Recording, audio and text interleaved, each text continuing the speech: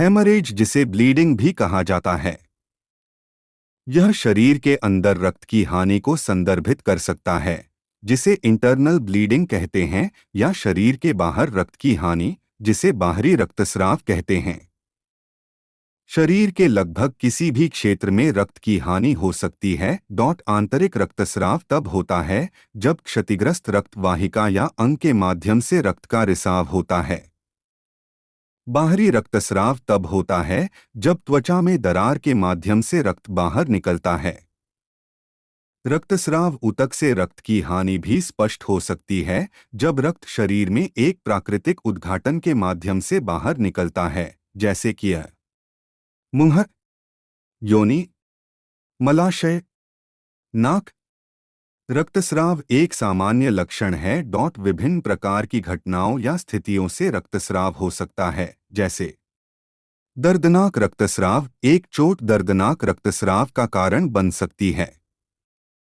दर्दनाक चोटें उनकी गंभीरता में भिन्न होती हैं। सामान्य प्रकार की दर्दनाक चोट में शामिल हैं अब्रेजन्स, स्क्रैप्स, जो त्वचा के बहुत नीचे तक नहीं घुसते हैं। हेमाटोमा, ब्रूजेस, घाव, लैसेरेशंस, cuts. Puncture wounds from items like needles, nails, or knives. Crushing injuries. Gunshot wounds. कुछ चिकित्सीय स्थितियां भी हैं जो ब्लीडिंग का कारण बन सकती हैं। हेमरेज कारण बनने वाली स्थितियों में शामिल हैं haemophilia, leukaemia, liver disease, menorrhagia, भारी या लंबे समय तक मासिक धर्म रक्तस्राव, जैसा कि कभी-कभी देखा जाता है, endometriosis, thrombocytopenia, low blood platelet count, von Willebrand disease, vitamin K की कमी, brain trauma, colon diverticulosis, lung cancer, acute bronchitis. कुछ दवाएं और कुछ उपचार आपके रक्तस्राव की संभावना को बढ़ा सकते हैं या ब्लीडिंग कारण भी बन सकते हैं। जब वे पहली बार थेरेपी लिखेंगे तो आपका डॉक्टर आपको इस बारे में चेतावनी देगा और वे आपको बताएंगे कि ब्लीडिंग होने पर क्या करना है। दवाएं जो ब्लीडिंग के लिए जिम्मेदार हो सकती हैं उनमें शामिल हैं ब्लड थिनर्स, एंटीबायोटिक्स, जब दीर्घकालिक आधार पर उपयोग किया जाता है, रेडिएशन थेरेपी, एस्प्रिन और अन्य एनएसएआईडीज। हेमरेज आपातकाल का संकेत है।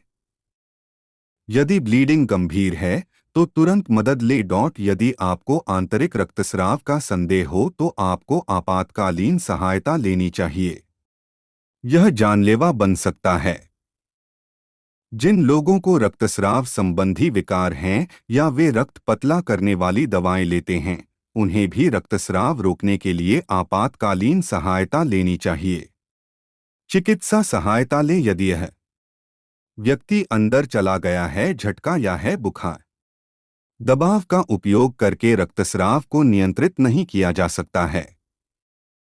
घाव के लिए एक टूर्निकेट की आवश्यकता होती है।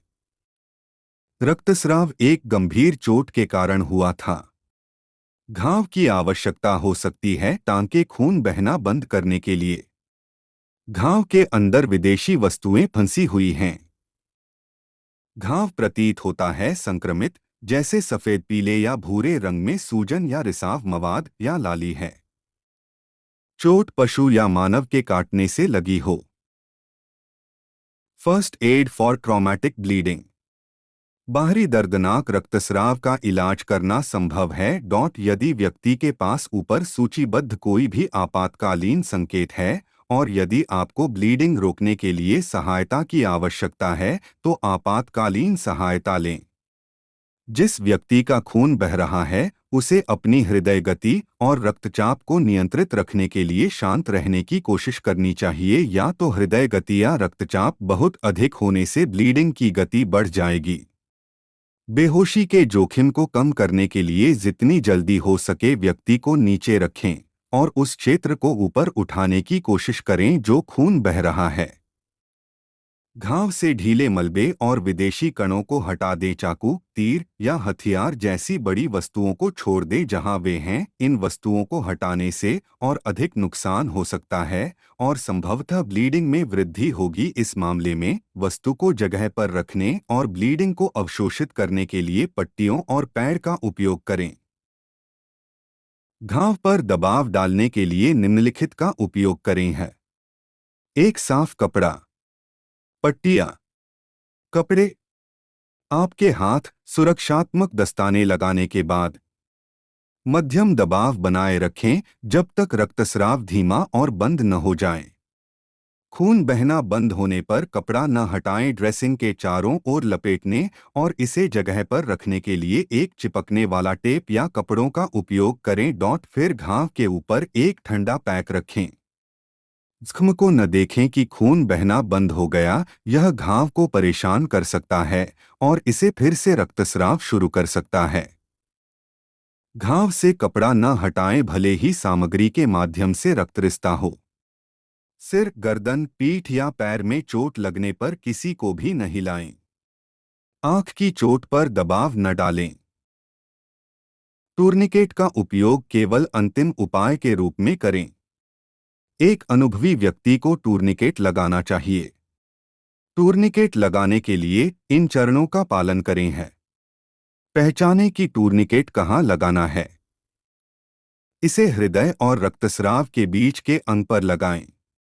यदि संभव हो तो पट्टियों का उपयोग करके टूर्निकेट बनाएं। उन्हें अंग के चारों ओर लपेटें और आधा गांठ बांधें। सुनिश्चित करें कि ढीले सिरों के साथ एक और गांठ बांधने के लिए पर्याप्त जगह है। दो गांठों के बीच एक छड़ी या छड़ रखें। पट्टी को कसने के लिए छड़ी को मोड़ें। टेप या कपड़े से टूर्निकेट को उसकी जगह पर सुरक्षित रखें। कम से कम हर 10 मिनट में टूर्निकेट की जांच करें।